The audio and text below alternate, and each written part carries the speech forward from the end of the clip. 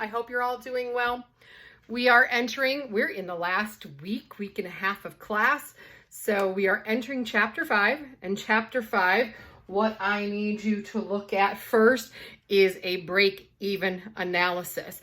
This is really important for any business, and I'm going to assign you 2 different ways of calculating this break-even analysis, or it's actually called a break-even point in the real world. And one is by units, to calculate how many units we need to produce to actually break even.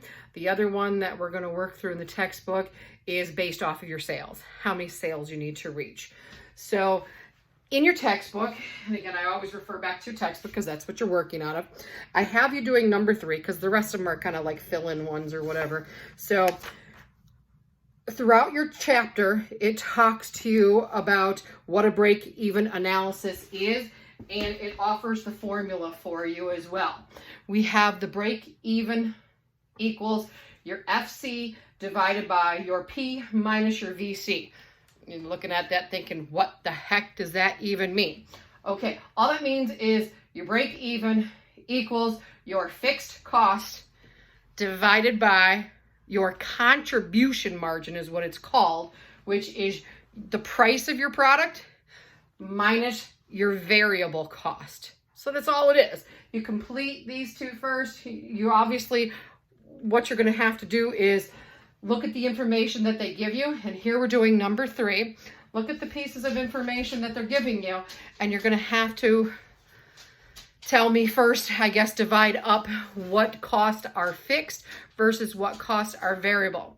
And if you remember way back in accounting, we kind of talked about this very clearly. We talked about fixed costs are things that stay the same. Those would be things, and in your textbook, I believe, sorry, I'm going to turn behind, 126, it talks about, it gives you a little list there. Fixed costs would be things like leases, car payments, depreciation schedules, things that are always going to stay the same, at least for the life of a loan. Say if I have a truck payment for my business and I've signed on for a 6-year loan for that truck, it's going to stay consistently the same expense month after month after month. So that would be considered a fixed cost. Things that are variable cost. I will say also that a fixed cost would be salaries, because there's often, especially in your examples, we're talking about hourly versus salaried, and those 2 things are completely different, and let me explain why.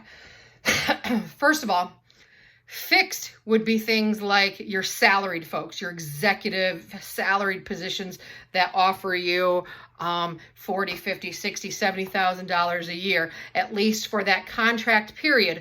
Those are fixed costs because it's the same per month.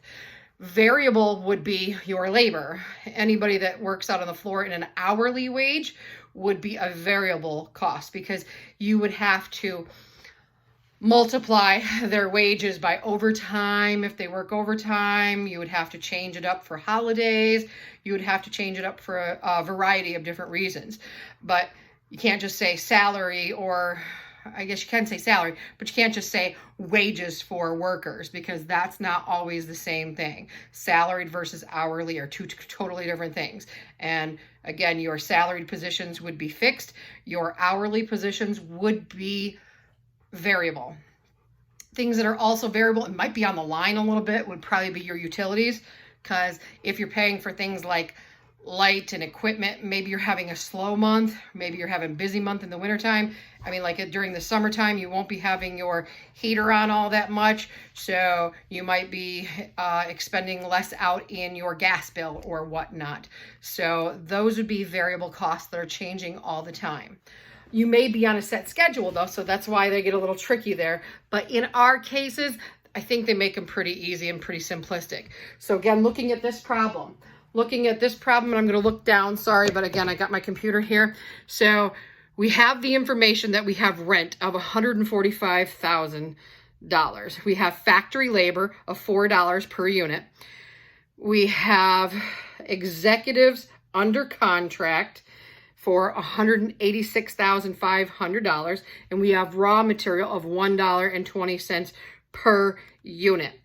So what we have to do is go through and figure out first which one of these are variable costs and which one of these are fixed costs before we can plug it into this very simple formula. We just kind of got to break it down here. So the very first thing that you will note is that our rent, your rent when you pay rent, at least under a contract, is pretty much going to be a fixed cost because it's the same each time. So we've got $145,000 as your first educated guess under this and say, okay, rent is a fixed cost here. So there you go. We have factory labor, which is $4 per unit. So again, factory labor would be your hourly employees. So we've got, that would be listed under your variable cost, right? Yes, it would. We have executives under contract. That's what I just talked about, how you have your salaried positions and then you have your hourly. Your salaried positions would definitely be a fixed cost. So you have $186,500. Then the last thing we have here is raw material of $1.20 per unit. So $1.20. And we don't have to do anything fancy schmancy with them or do anything weird. We literally just take what they give us and figure out what's fixed and what's variable. So if we add these two sides individually, if we take the $145,000 and the $186,500, it should come to $331,500. And then here we should have $5.20. So now we can go and plug this in. So let's come back over here and do our break even. And now we have some numbers. I'm just looking down on the computer to get my finished numbers here. It should be, this number stays the same because it is our fixed cost and we're not doing anything else with this. So $331,500. So that is our numerator there. So then we have $13. Where did we get $13? Because we said that's our price, right? This has got a subtraction here, price minus variable cost. So we said our cost per unit is $13